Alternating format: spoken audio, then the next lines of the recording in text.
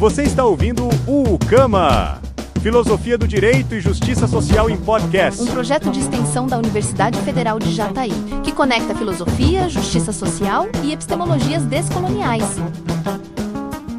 Este é nosso episódio 2, sobre UCAMA e educação. Até agora, exploramos o UCAMA como uma filosofia profunda de interconexão. Mas uma pergunta permanece: como é viver o UCAMA?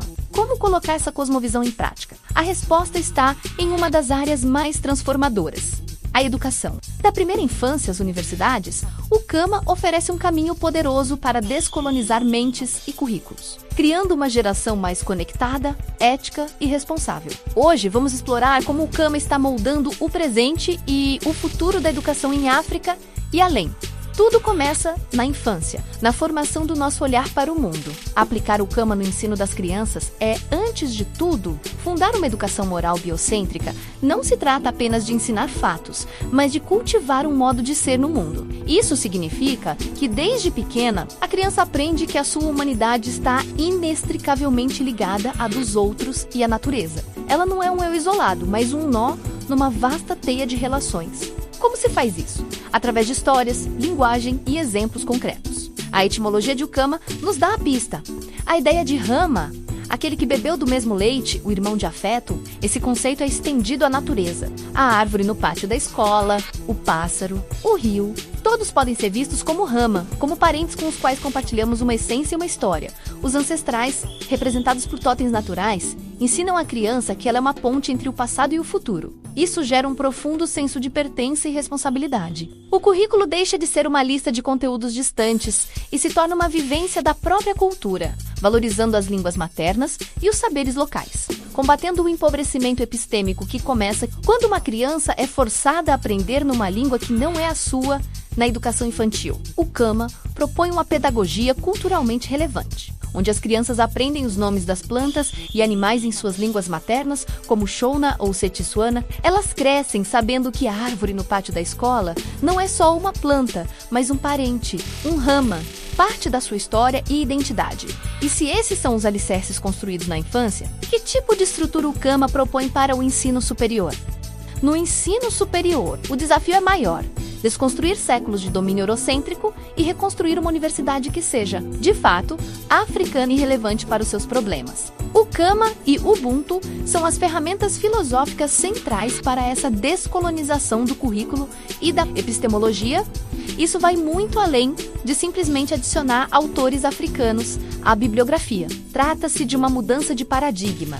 É sobre centrar cosmovisões africanas como base para abordar os desafios contemporâneos. Significa perguntar: como o princípio da relacionalidade universal, o UCAMA pode nos ajudar a resolver problemas de justiça social, saúde pública ou crise climática.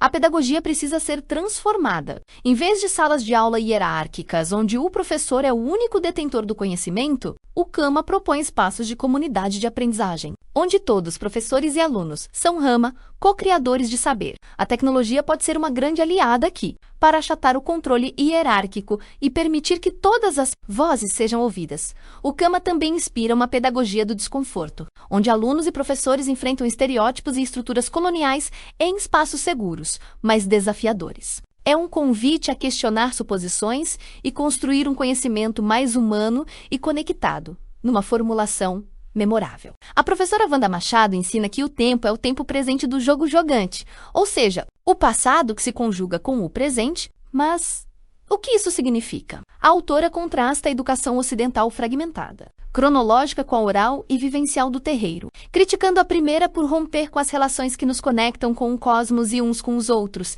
e impor linearidade do tempo moderno e do pensamento cartesiano.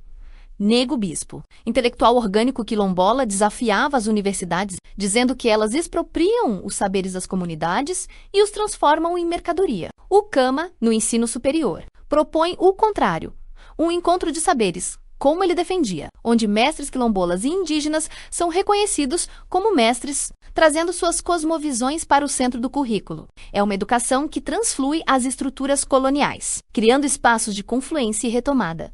O Kama exige um rompimento pedagógico com as práticas tradicionais herdadas do colonialismo. Não basta adicionar autores africanos ao currículo. É preciso uma abertura reflexiva, onde professores e estudantes criam em conjunto conhecimento a partir de cosmovisões africanas. É uma mudança que transforma a sala de aula em um espaço de justiça e colaboração. Um exemplo vibrante disso é o MOOC, um curso online aberto intitulado Teaching for Change, an African Philosophical Approach. Ele usa a tecnologia para achatar hierarquias, criando comunidades de inscrição onde professores e alunos africanos criam juntos soluções para problemas reais, como a pobreza ou a crise ambiental, a partir de uma perspectiva enraizada em Ukama e Ubuntu. Ele foi criado pelo professor Youssef Wagid, juntamente com seus filhos Faik Wagid e Zeid Wagid na África do Sul. O projeto, que atendeu milhares de pessoas espalhadas pelo mundo, propõe procedimentos de aplicação de Ubuntu e Ukama e gerou o livro Rupturing African Philosophy on Teaching and Learning Ubuntu Justice and Education, criado exatamente para capacitar educadores a aplicar essas filosofias, engajando os estudantes na identificação e resolução de problemas sociais reais do continente. Em primeiro plano, ou trazendo para primeiro plano, o pensamento e as práticas africanas.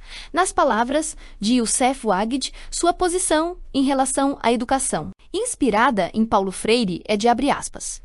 Uma filosofia africana de educação orientada por uma ação comunitária, razoável e dependente da cultura, a fim de superar a divisão conceitual e prática entre etnofilosofia africana e filosofia científica africana, ao contrário daqueles que argumentam que a filosofia africana da educação não pode existir porque não invoca a razão, ou que a filosofia africana de educação racional não é possível. Eu defendo, em vez disso, uma filosofia africana de educação constituída por uma ação racional, dependente da cultura, fecha aspas, mas essa transformação não para na sala de aula. Ela redefine o próprio propósito da universidade, guiada por Ukama. A universidade deixa de ser uma torre de marfim, isolada da comunidade, e se torna um organismo vivo, em constante devir, vir a ser. É aqui que o conceito de cosmobuntu, citado pelo acadêmico José Cossa, ganha vida. Ele propõe uma teorização alternativa ao humanismo moderno, uma compreensão não hierárquica do ser humano conectado aos ancestrais, à Terra e ao cosmos. A universidade, então, vira um espaço para se praticar este cosmobuntu. O objetivo final é formar profissionais e cidadãos que não sejam apenas tecnicamente competentes, mas eticamente enraizado, que entendam que sua profissão é um serviço à teia da vida, um ato de cuidado com seus parentes humanos e não humanos, presentes, passados e futuros. Uma universidade guiada por Ukama não é uma torre de marfim, mas um organismo vivo, em constante devir. Ela se renova pela crítica ética e pela abertura ao diálogo com a comunidade, rejeitando modelos neoliberais que tratam a educação como mercadoria. É um espaço onde o cosmobuntu floresce, conectando pesquisa, ensino e extensão ao bem-estar coletivo. Portanto, o Ukama na educação não é um tópico a ser estudado, é um princípio organizacional que redefine. Desde a forma como uma criança olha para uma árvore até a forma como uma universidade conduz a sua pesquisa. É uma jornada de descolonização que começa no afeto e no reconhecimento de que beberemos do mesmo leite desta terra e termina na construção de um futuro mais justo e interconectado para todas as formas de vida. É, no fim das contas, sobre lembrar que somos rama e agir de acordo com essa verdade profunda.